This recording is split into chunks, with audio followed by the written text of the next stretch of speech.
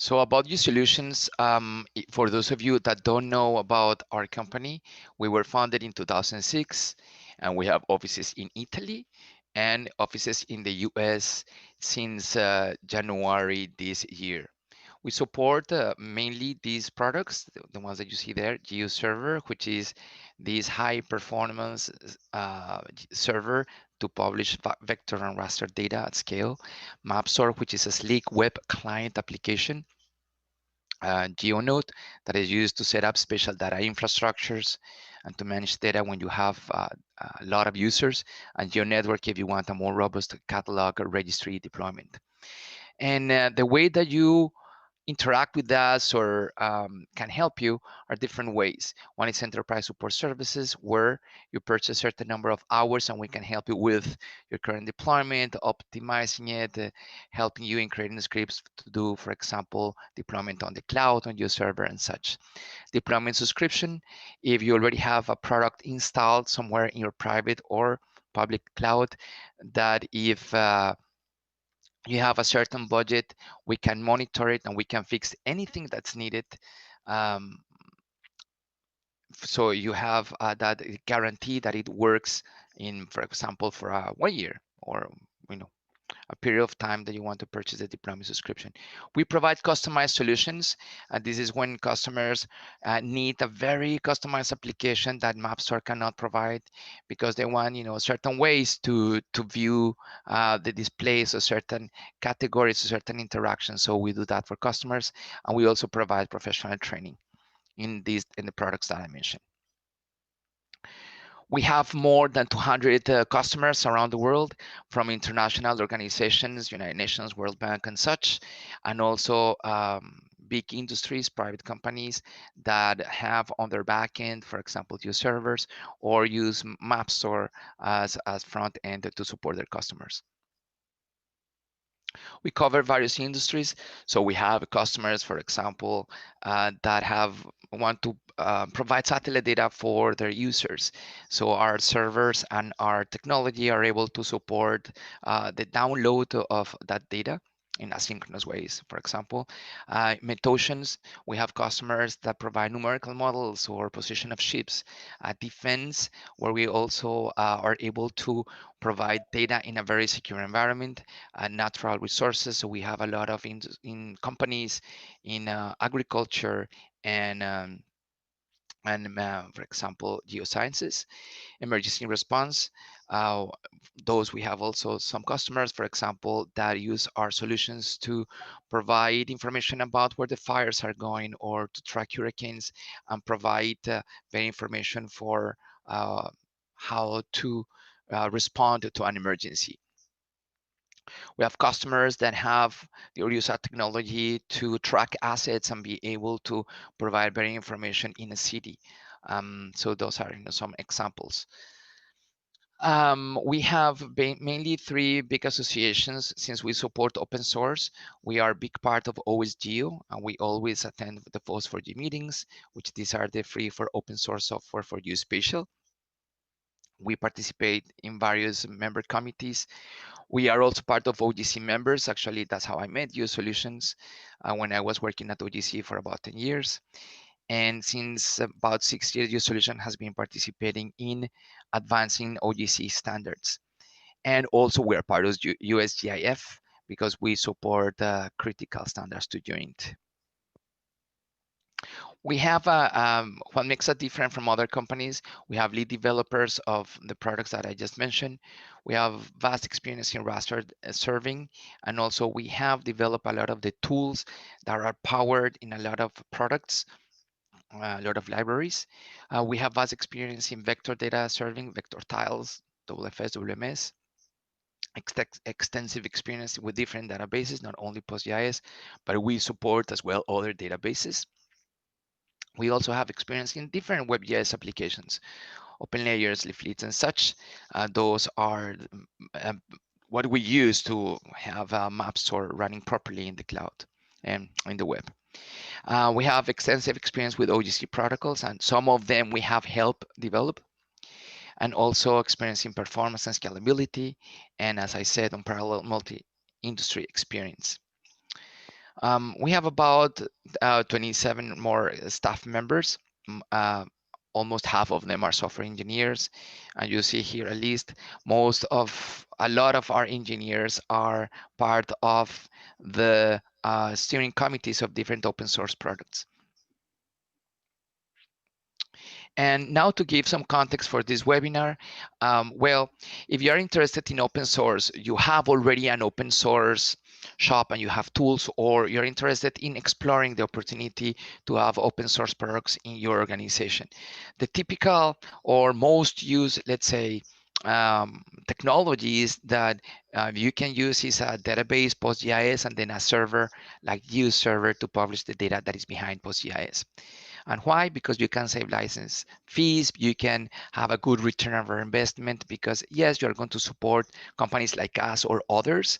Most of the times you require some support, but also that it is being invested in creating an open source community around it. Because in our case, the changes to the software go to the master branch, and it improves the product that can be used then by more people around the world. But then if you are an Esri shop, or you have a project where you have data in an RxD environment, your database, then you ask the question, well, how do I transition from that and make it available in PostGIS and make it available in GeoServer? And that's what this webinar is about. So we're going to show how we use technologies like GeoPackage, and we also leverage QGIS modeler to put our scripts to be able to do sort of automation to make this happen seamlessly. And so we are very happy to share this knowledge that we have with you all. And with that, I leave you with Christian, which I'm going to give you, Christian, then presenter mode, and I'm going to then mute myself and mute my video. And hopefully all of you enjoyed this webinar. One logistical thing, if you have any questions at any point, please use the Q&A and we will answer those questions like as the order that they came. We want to allow maybe 30 minutes for questions at the end, because this is part really of the value of these webinars, that you have the opportunity to talk to folks like, for example, Christian. Thank you and enjoy.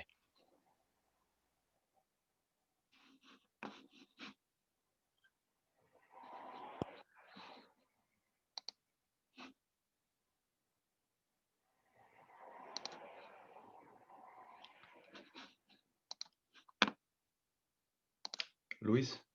Yes, Christian, you can share? No, I'm not able. Let me.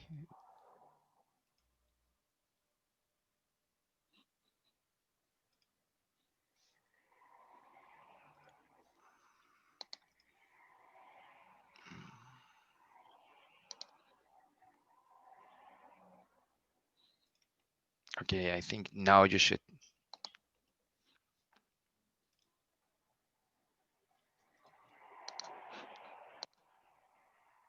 Yes. Thank you, Luis. Hi, good morning, good afternoon, or good evening to everyone. Thank you for joining us at this webinar from Esri Geodatabase to PostGIS and GeoServer, and also some tips and tricks that we can use editing some data. I am Christian Picone, and I have been working in the GIS sector for 20 years. I started as a developer using Esri technologies. Then later I moved to work using OpenGIS technologies. And now I'm happy to work at GeoSolutions. So we can start. In this webinar, and of course in the first part of this webinar, we will have a quick overview of the data migration process. It is a part of a proof of concept that we are working on. Many customers need to move their structured data from Esri Geodatabases to open source solutions.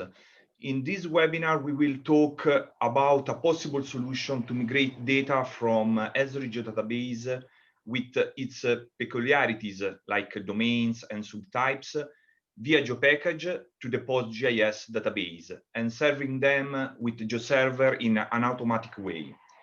We will also talk about some tricks to use QGIS to edit this layer with domains and subtypes definition.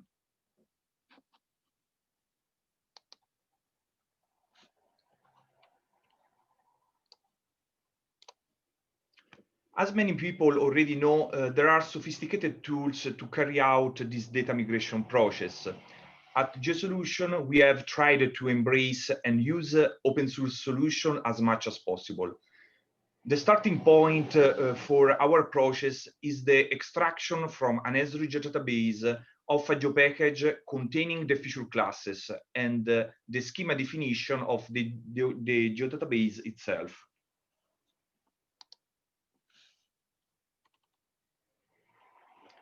We use the QGIS and its modeling framework to move data into a PostGIS database. Two important input parameters for this process are GeoPackage for the feature classes, meta information via Esri XML Workspace Definition file for the definition of the geodatabase structure.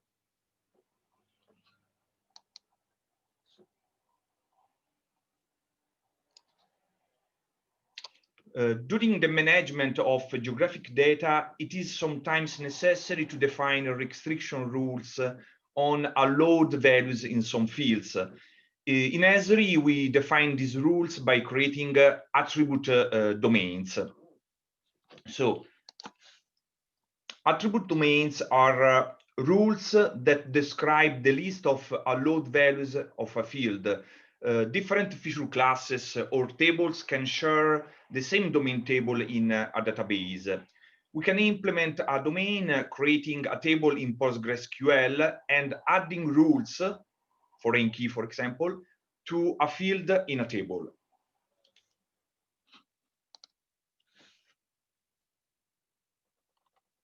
In this schema, we can see the feature class on the left side with a foreign key definition on the field mission underscore code, for example, in this case, referencing the code underscore mission table. On the right side, we have a simple comment showing the list of possible values for this case.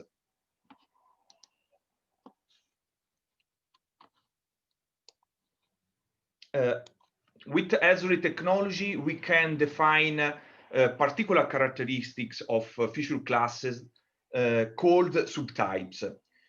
Users often need to define different rules for different subsets of records in the same table. Depending on the value of a specific field used to define the subtype subset, in the Esri feature class, we can associate different domains on a field. To have different rules in the same field on an Esri feature class, we don't need to create separated feature classes, but it is possible to distinguish subset from each other to define a different domain. So, in the next slide, we will talk how we can use the features of PostgreSQL database to preserve the same rules defined in Esri Geodatabase.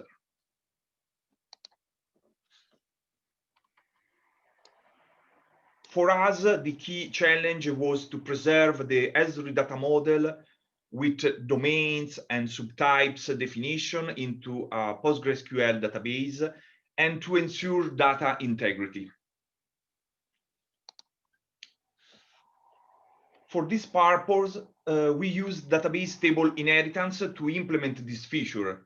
In PostgreSQL, we use declarative partitioning by list based on the subtype field. We have this feature starting from PostgreSQL 10 and of course later. Yeah, we have a little schema representing an example of a table. t_test with two subtypes. And we use for this example the field named sub_no to define two different subtypes, subtypes 1 and subtypes 2.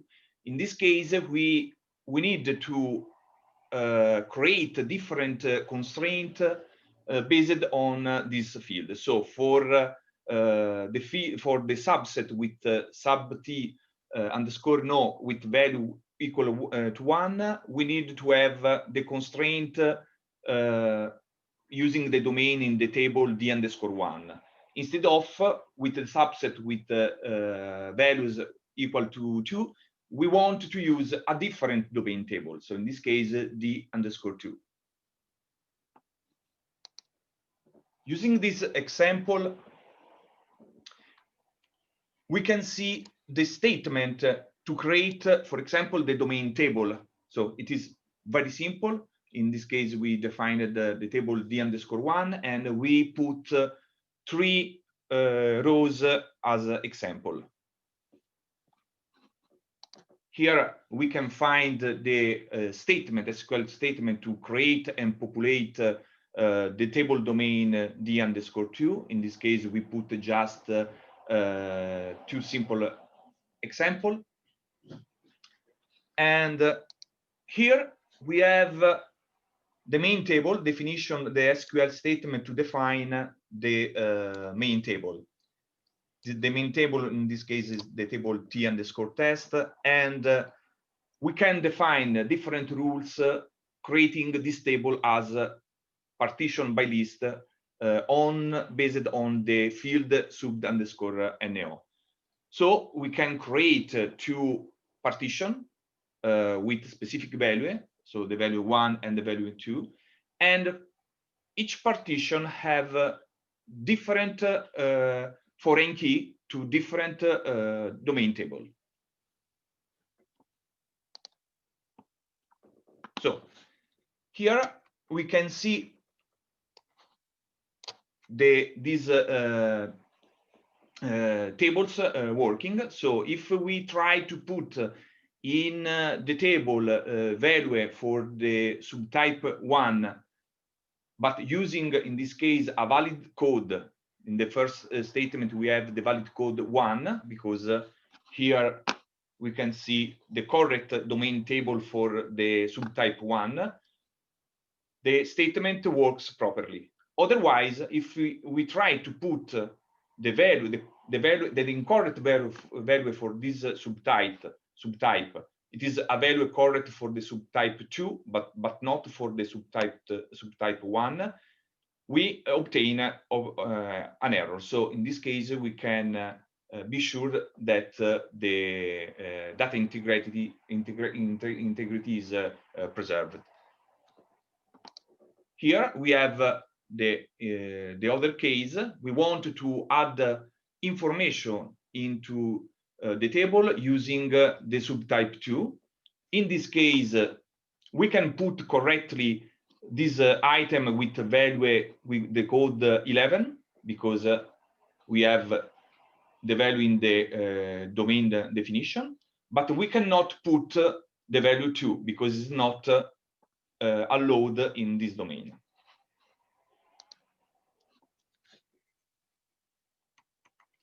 This is a real case that we use in our proof of concept work.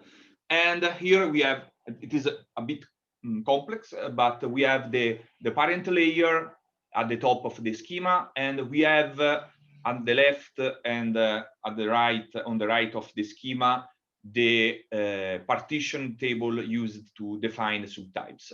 And as you can see, we can have different constraints from different subtypes. Okay. Now I want to spend some minutes to explain a bit the Esri Workspace definition, because we use this XML file to use in our data migration process, so inside the tools that we wrote in QGIS.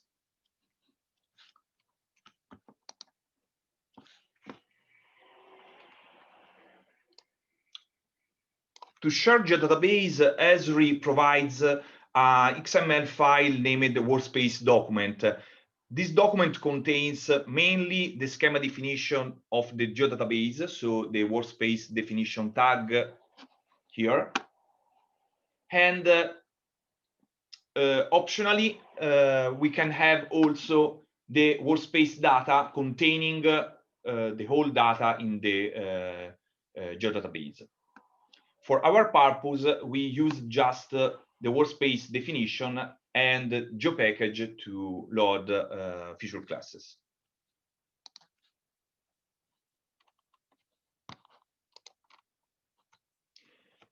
The first goal of this project was to be able to create the domains table. Here we have a piece of the XSD representation of the Esri workspace. In the workspace definition, we have a domains tag containing a list of domain here. And to create each domain table, we use the following properties: the domain name, the field type, and the coded values. The coded values tag contains the list of the item to insert in our domain table. Each item is composed by two fields. The code, it is the code of the item, and we use with the foreign key definition. It is generally an integer. And the name, it contains a human readable description of the item. It is a varchar data type. In this picture, we can take a look about an example of a domain table with name and code. So we have, in this case, 3 items with code 0, 1, and 2.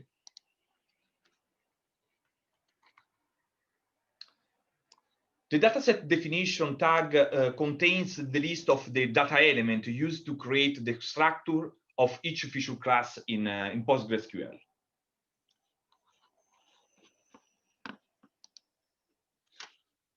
The data element feature class define the structure of the feature class, and for our data migration process, we use the following sub-elements. The name, it contains the name of the feature class that we are going to create. The fields, it contains the definition of the set of fields of the table. And here in this schema, we can see the fields tag. It is a field array, and it contains the definition of each field. On the right side of the schema, we can see the property used to create the field, like name, type, for example, length, if the field is non-label or something else. When we have a geometry field, we have also a geometry depth section we use to read information about geometry type and the spatial reference ID.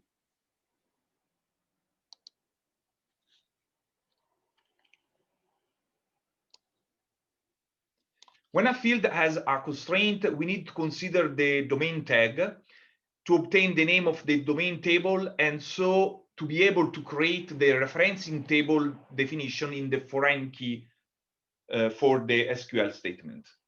So it is important. We don't take care about the coded values because we already created the domains table in the using the other section of the XML file.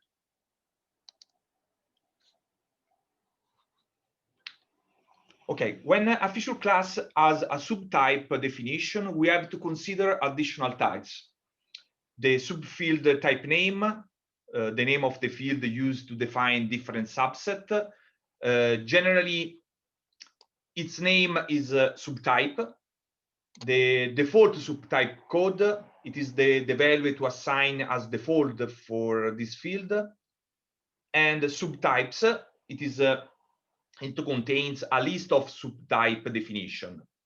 We can see here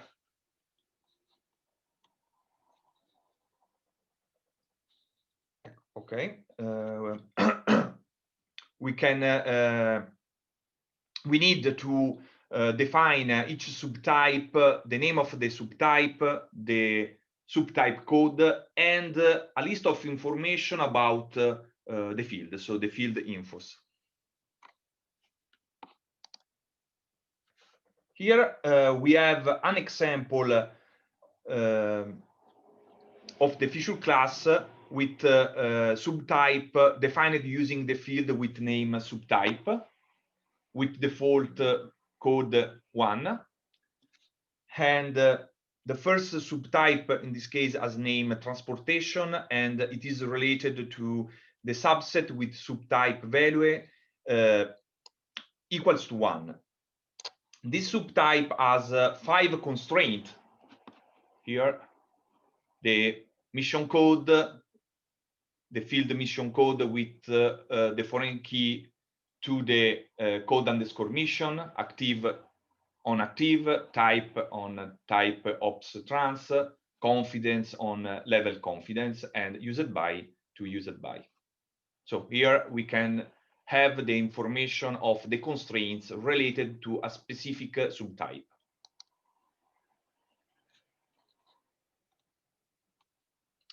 Okay, for in this section, we talk about the usage of QGIS and its modeler. For the data migration process, we decided to develop specific QGIS algorithms and use them in a QGIS model. We wrote 3 simple algorithms. The first one is the XML domains importer to create the domains table in PostgreSQL, starting from the Esri XML file definition. The XML feature classes importer to create the geometry tables in PostgreSQL, starting from the Esri XML file and the GeoPackage that contains the real layers and data. And of course, to fill this table with data. Finally, we have the GeoServer publisher to create, if necessary, the PostGIS data store, the workspace, and finally to publish or republish all layers in GeoServer to expose OCC services.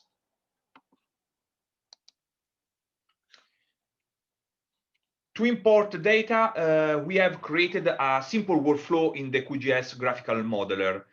We defined the input parameter to link to the defined tools in this schema.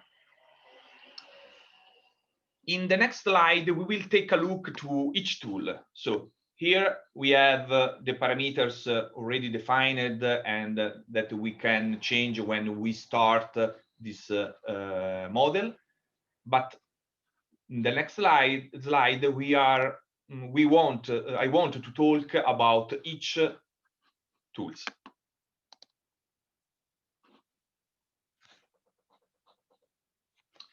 The developed tools are available under the script section of the QGIS algorithms panel window. As the usual algorithm, we can drag and drop this tool in the QGIS canvas area of the model, and then we need to provide the required parameter in its own properties window. So, for example, this is the window to import domains. We have to define the path of the XML workspace definition, the name of the connection defined in QGIS to point to the Postgres database, the schema that we want to use to create our tables and populate them, and of course a boolean to if we want to overwrite or not if the tables already exist. In the XML feature class importer, more or less we have the same situation, but of course, so we have to define the XML workspace file path, the path of the GeoPackage, of course, the name of the connection, and schema, and if we want to drop existing table. For the GeoServer publisher, we have to, again, to put the information about the path of the XML workspace definition, because we need to understand which layers we want to publish. The connection of the PostGIS, if it is necessary, for example, to create in GeoServer dynamically the data store. The address of the REST API of GeoServer, of course, the user and password of the admin user, the username and password of the admin user, the name of the data store, and the workspace where we want to publish our layers.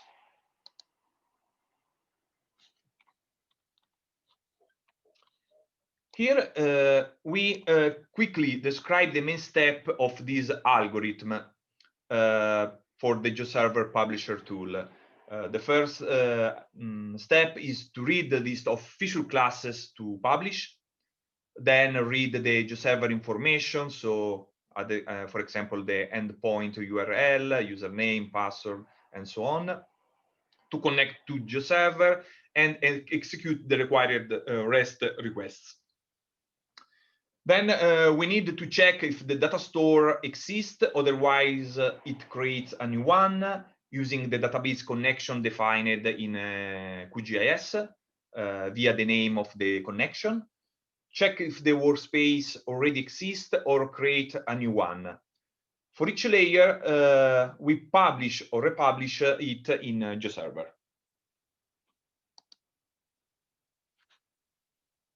With this simple picture, we can see the whole process, starting from the GeoPackage and the XML files, using the QGIS model and tools to create the correct structure in the PostGIS database and populate each tables, and finally publish them in GeoServer. Now,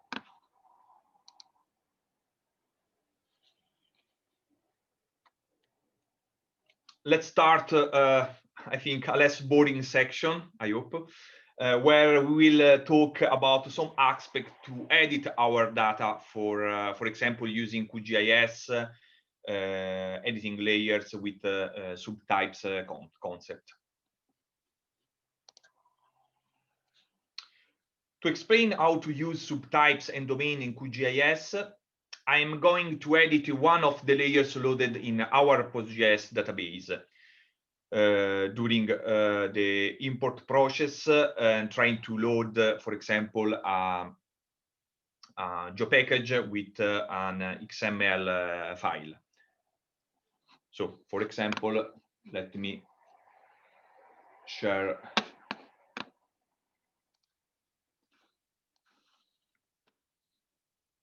For example, we here we have the domain the QGIS model that we have defined, and when we start to click to start the process, we have to define, for example, the path of the GeoPackage. I have the default user and password of GeoServer. I can leave the information about data store because it is optional, and here I have my local GeoServer running, and finally the workspace definition here. So we can, in this case, the GeoPackage is very small, so it took, I think, some seconds, not too many seconds or minutes.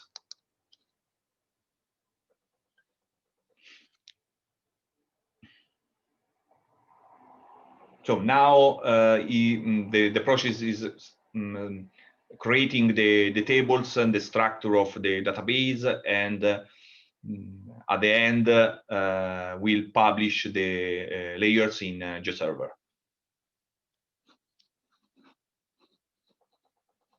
Okay. So here we can see some data that we have published and loaded.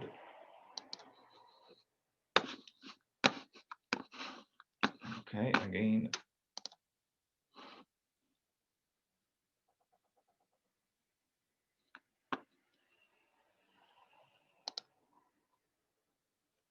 So in this example, when, for example, we want to edit layer where we have defined the constraint, it is we can of course open the attribute table. For example, in this case, we are going to try to change the value of in the field named type with subtype 4. So if we try to put an invalid value for this subtype, we obtain an error, of course. But working in this way is could be frustrating, because it is better to have some help to the user interface. So we are going to prepare a QGIS project so that we can have a helper menu when we so we can edit fields in a simple way. So, for example, to have context menu associated to, in this case, to the field type, but with dynamic content based on the field subtype. To do that, we need to set a special widget named value relation for the field type with a field expression on the field subtype. Here so in the layer properties, we have to select the attributes form. We have to select the field containing the constraint, so in this case, type. In the widget type, we have to select the value relation widget and select the layer with the domains definition. Here we have a virtual table, but let me explain a bit more about that in the next slides. Anyway, in this table, we have two important fields. The key column used to decode data in the type field, so code, and the value column, in this case name, to show to the user a more human readable description of the value. Here it is the important point, because we need to filter expression related by the subtype field. Here we have the point about the layer I said before, this layer, because as you know, we have created different domains table, but we don't want to create in QGIS. We need to have this helper. We need to have an additional field. In this case, I named it F key to relate with the subtype. But we don't want to replicate to another table using the merging of the previous one table. So for do that, we can create a virtual layer in the QGIS project, and we can just put the SQL definition to add on the fly the foreign key field. So in this case, I put some union all, starting from all the domains that we can have in using in this case, the 5 different subtypes.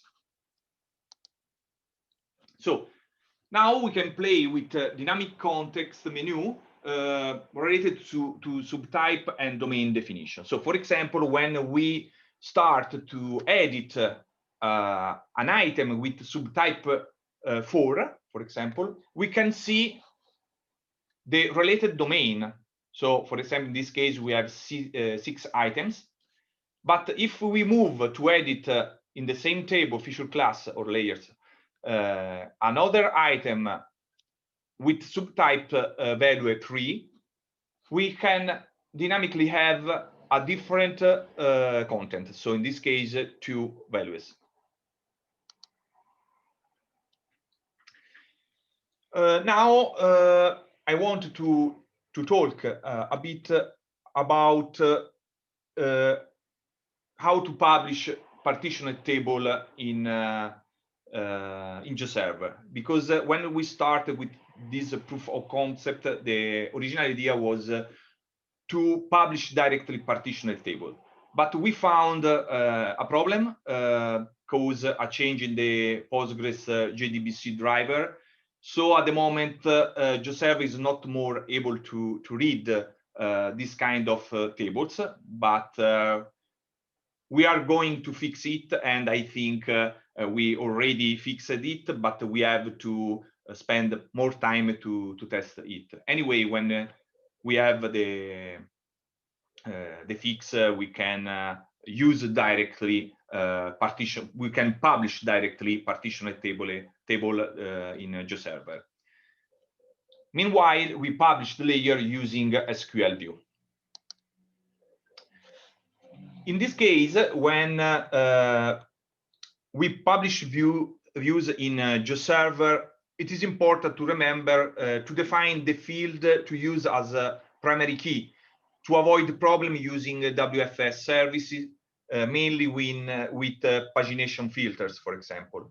A simple way to solve this problem is to define a custom metadata table, named as you want, but generally pkey_metadata or gt_pkey metadata in our database, and register layers and view in this table, and finally reference it in the GeoServer store.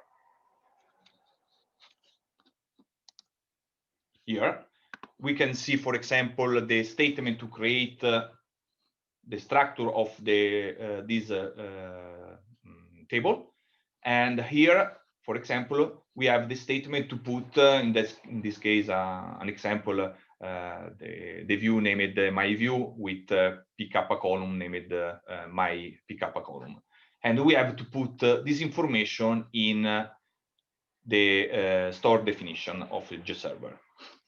So let me now show we have a custom project where we have defined some we have already some layers.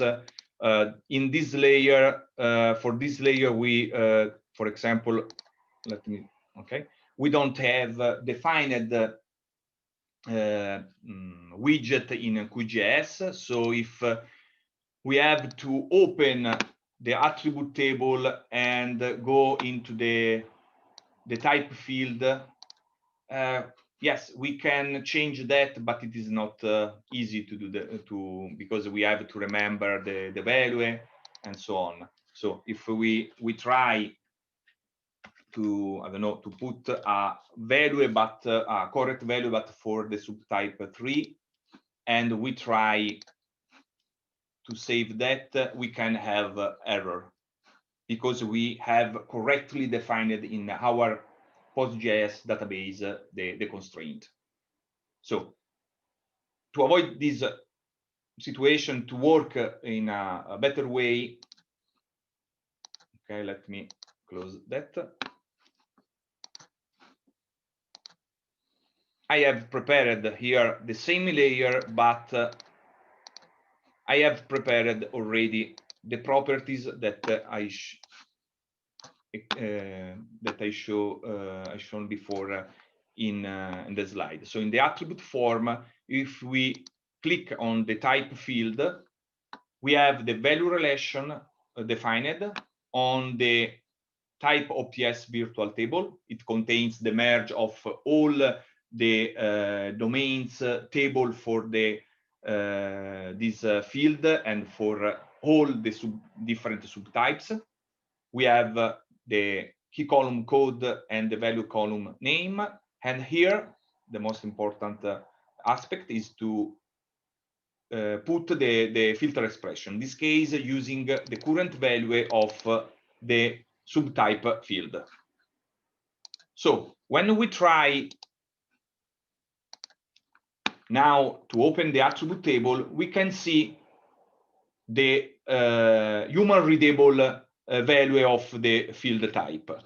And if we try to edit the table, we can have the context menu with the correct value for the subtype, in this case for the subtype 4.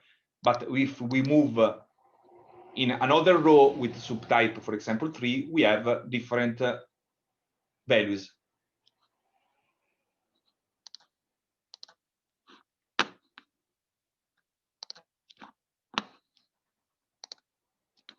And here we have the virtual table, just to explain that it is the union of the all tables we have already created, but in a dynamic way, because we can go into here and we can see the definition of the layer on the fly. So like a sequence of union all of the different domains type. And finally, let me show my GeoServer. And here we can have,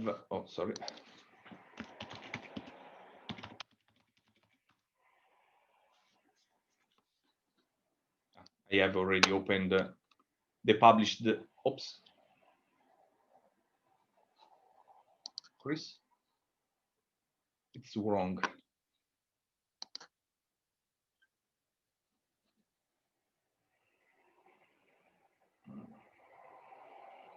Let me open again.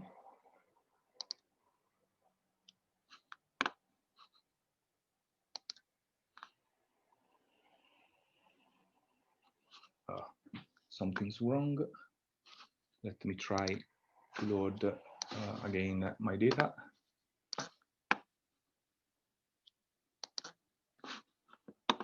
Okay, GeoPackage.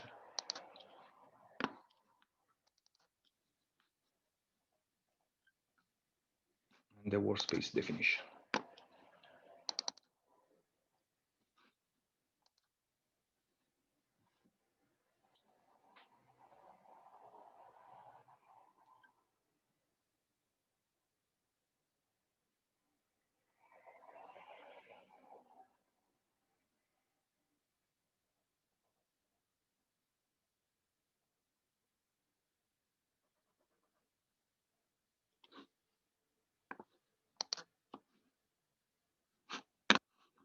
Okay, let me check again.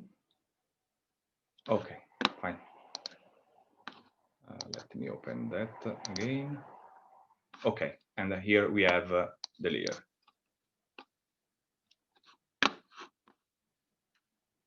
And let me show you in the store that we have created.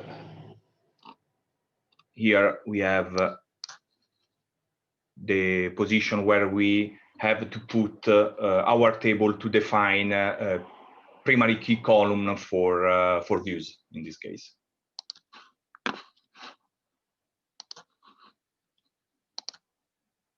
So it's all.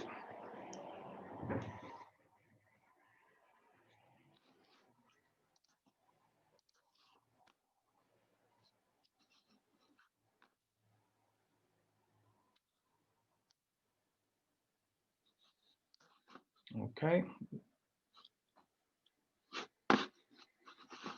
Oops. Christian? Yes, now I am trying to open the. Okay. Okay. Yeah, I have. Luis, can we start with the to answer to some question? Yes. So I have Okay. already answered some of them, the easy, the ones that are easy. Okay. So there is one question about any idea how to import style layer from ArcGIS to QGIS? Yeah, this is one of the step that we are going to do, and so at the moment we are trying to use some open source solution that at the moment we have, and to integrate into QGIS, also to use also to publish directly in GeoServer. So it is the next step that we are going to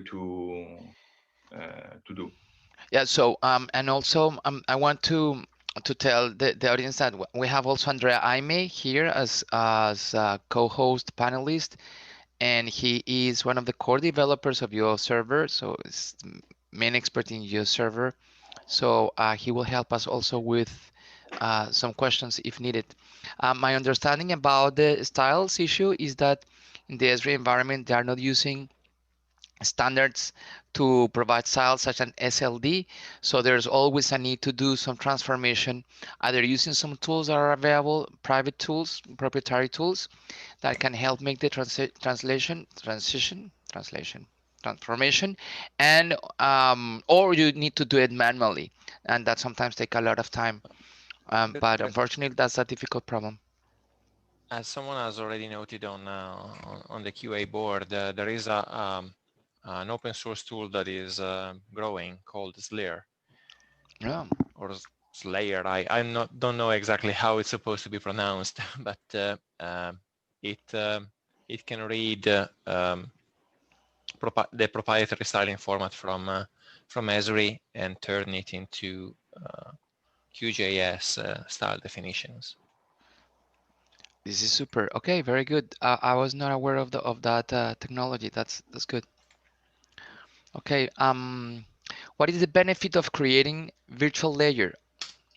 Yeah. The benefit it is just because in QGIS we need to have a complete table, domain table, containing all the domains table that we need to use for all the subtypes. And we have also an extra additional field, I named it F key, but to relate with the subtypes. The reason to have to create a virtual layer is to avoid because we need this table to avoid to create again another table in our PostGIS database, because in this way we can, if you change or you update your source domains table, you can have on the fly this table updated. So we don't have to manage more tables, additional tables. So in this case, we can we don't have to add in our database, and we don't have to take care to update a replicated table. So this is the reason. And the first reason is because it is necessary to have an additional field at the moment in QGIS to use this trick. I think I was not sharing my video. Good, thank you, Christian. So could you please clarify how the Postgres table went automatically as a web service on the GeoServer? Absolutely. Yes, we have created a tool. The name of this tool is GeoServer Publisher. And we can use that we use that in our workflow, but we can use, of course, as standalone. And in how when we publish we use this tool. This tool can create, if it does not exist already in GeoServer, the store to point to the database, using, of course, the REST API. So in this case, we are using the GeoServer REST config Python library. And so we use the REST API of GeoServer to do this task. So we create the store in GeoServer via REST. So getting information from the parameters of the tool, and if it is necessary to create the PostGIS store in GeoServer, and then always using the REST API of GeoServer, creating the workspace and publish directly layers. Yeah, very good. Thank you, Christian. Okay, there is another question. I'm working on replacement of ArcGIS geodatabase and Sap Hana through ODBC connection, but not much documents to integrate GeoServer on Sap Hana. Any suggestions from your side? I'm not able to answer this question. I can try, but I can only give you a partial answer. So GeoServer has got a, so GeoServer is based on a library called GeoTools, and GeoTools has a Sap Hana database driver. So the ability to connect is there. However, there's a catch. The SAP data store has been built, as far as I know, by SAP people themselves, so directly from the source, which is great. But they stopped at the GeoTools level. So it's if you are developing in Java, you can easily integrate with it. But from GeoServer, we are basically missing the plugin, the packaging of the plugin that would allow GeoServer to connect to SAP. And it's not available as a supported module. And as far as I know, and I'm just checking, it's not even available as a community module, so as an unsupported module. It seems that SAP people basically stopped there and failed to package the plugin for GeoServer. It shouldn't be particularly hard. And once it's available, it's just a matter of configuring the connection parameters. And GeoServer is none the wiser to what it's talking about, to GeoServer talking to a shapefile or a PostgreSQL or Oracle, it's all the same. So if the plugin is properly developed, working with SAP would be relatively easy. There's just a step missing in there. Nobody has packaged the plugins. Yeah, so Gobinath, if you're interested in maybe the plugin, let us know. And as I recall, when I was at OGC, they were certified for simple future SQL, so shouldn't be a problem with interacting similar ways as Andrea said with other geospatial databases. Good. Okay, going to the next question. Questions are popping all over the place.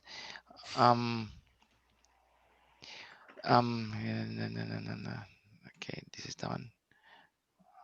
Yeah, Luis, sorry. We have a question about when they can have the presentation slide available. Yeah, usually we make these this week, so you are going to have a copy of the recording and also a copy of the slides. And we forgot to say, Christian, that we have a GitHub repository with the scripts. Okay. Yeah. Which we are also going to share with you all. And then there's a question here. Is it possible to edit, write PostGIS tables in ArcGIS? Yes, in ArcGIS you can create a connection as well as QGIS, many other, let's say GIS tool, and you can edit tables if the tables allow you, if you have permissions as the user that you are logging in to do the addition of those tables. So answer live here done. can you point to some clear documentation about how one can use ArcSDE to connect to PostGIS? I think Esri has some documentation. What we are now, the problem here, maybe Andrea also you can comment about this, is that sometimes the issues with, for example, how to deal with domains and other constructs very particular to Esri are going to be hard to then use as a source in PostGIS with other tools like GeoServer and QGIS. So that's why we're doing all this work to try to transition very nicely from data that is in ArcSDE to PostGIS so we can use it, we can read the domains properly, etc., etc. Andrea, do you have any other comment about this? No, I don't have experience using ArcSD. Okay, Christian?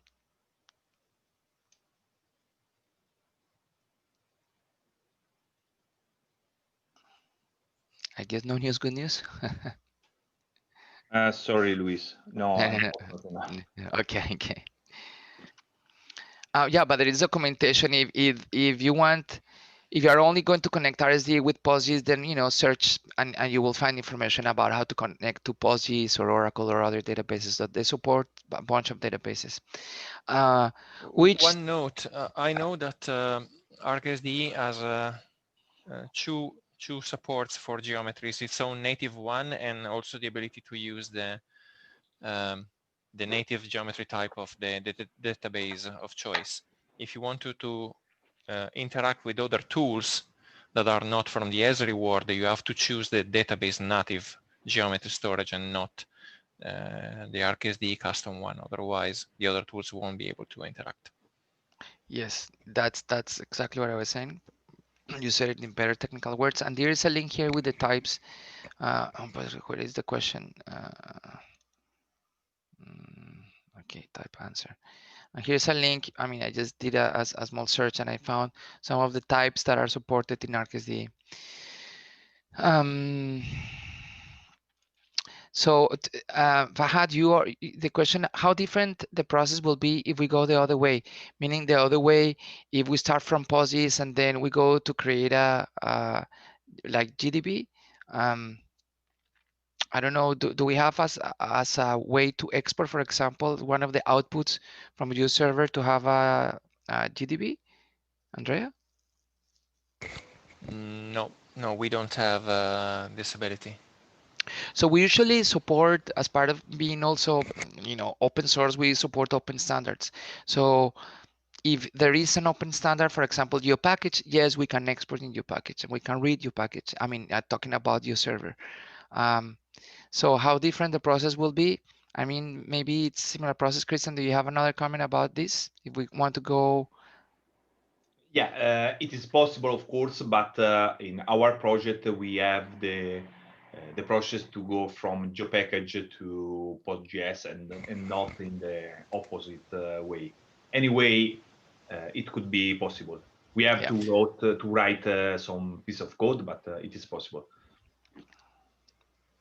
If you don't need to support workspaces and domains and the like, GeoServer has a plugin, exactly, an output format based on OGR that would be able to export any format supported by OGR. So if OGR can write a GDB, then so can GeoServer, but it would lose all information about the domains and workspaces.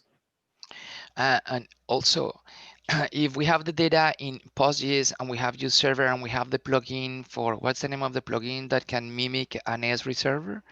There is also GSR. GSR, yeah, thank you. That's the one they're saying. There is a way that you can interact with GeoServer as if it was an RG server. And I know some customers are using it happily in production. It's not that fully 100% supported, but most of the most important functions have been developed. Which type data available to using in GeoServer Expert XML? I don't understand the question. Which type of data available using GeoServer except XML? Like, you mean data outputs? This is high. I'm trying to understand your question. GeoServer supports a lot of the data types. But I'm going to another question while you please clarify the question. Domains in ArcGIS are stored as XML strings in the database, in our case Oracle, for different system tables.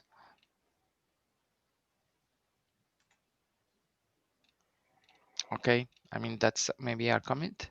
Okay, yeah. Can you compare about SDE and PostGIS, except PostGIS is open source? Can we make a comment on that, Christian? No, from my side, because I don't use ArcGIS, so I cannot compare with PostGIS. Well, I have some notion that I can share about the comparison. ArcGIS is a proprietary technology, of course, and it has some advantages over PostGIS in that, for example, you can version data. In ArcGIS, you can do that. You can have concurrent editing with versioning, and that's not supported natively by PostGIS. On the other side, PostGIS is much more than just a database. It contains a lot of spatial analysis functionality, and it's well implemented, very fast. So you can run complex spatial analysis in PostGIS, and I don't think you can do the same relying solely on ArcGIS. If you have ArcGIS on top of it, then ArcGIS can run the analysis, of course.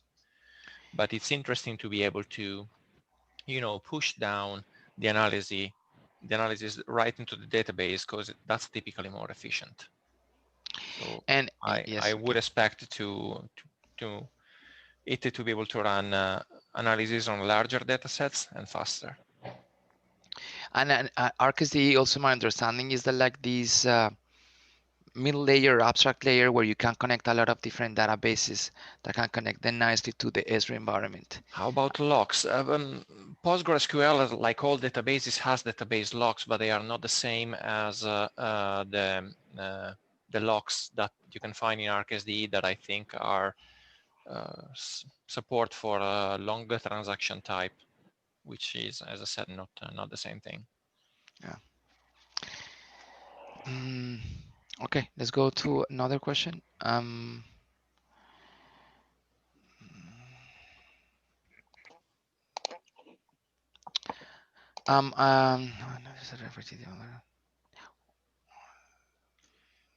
know that yes.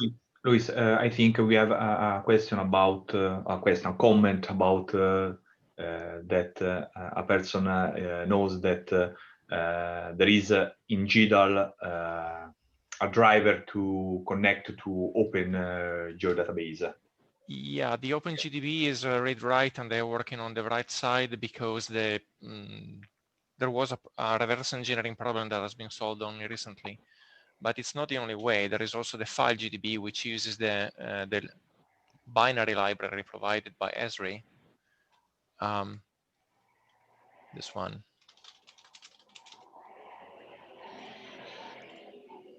And that driver, as far as I know, can also create layers.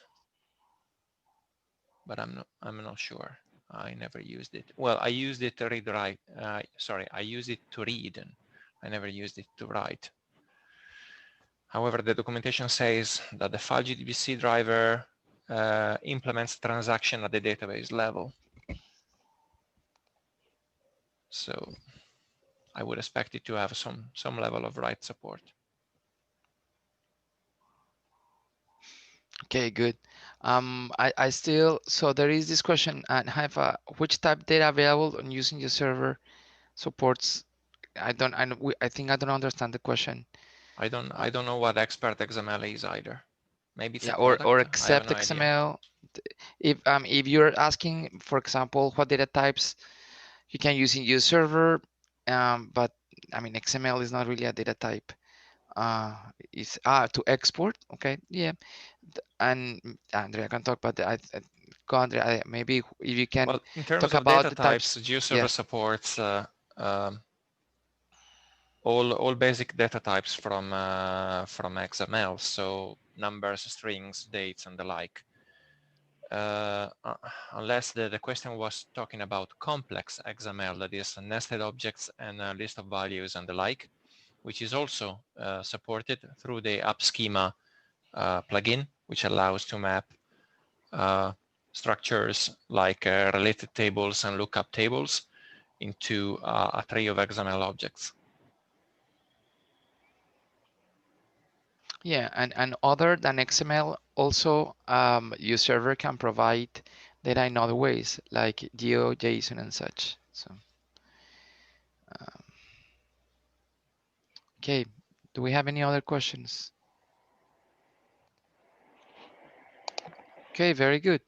So I appreciate all of you participating and joining us in these webinars that we really want to share knowledge and have you the opportunity to interact with our lead engineers.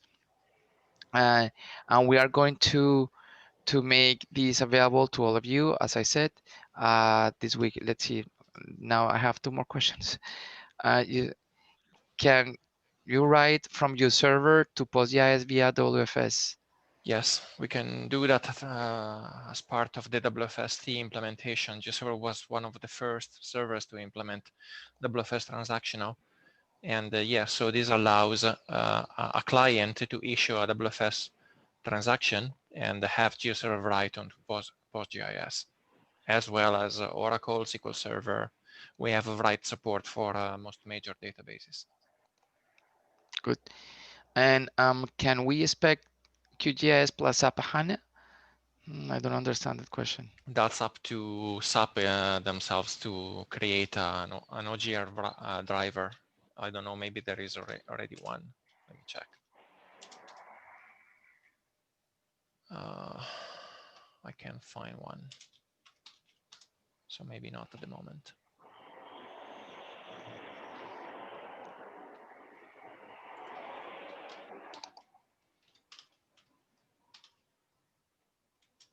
And then also a related question about Sap Hana. How does Sap Hana have anything to do with ArcSD type of versioning? No idea. Yeah.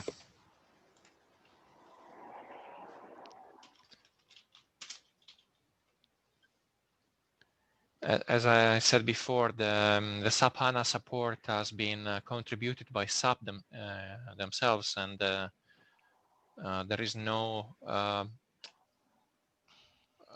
knowledge about how that works in the GeoTools and GeoServer community as part of the, core developers. It's all in the hands of SAP itself. Okay. So Fahad has a question about GeoKettle. I don't know what that is. GeoKettle is an ETL, as far as I know. It's similar to FME. Okay. Yeah.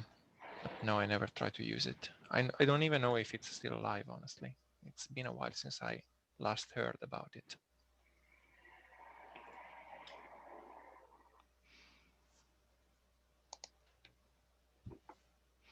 Okay, let's see. We still have a few minutes, but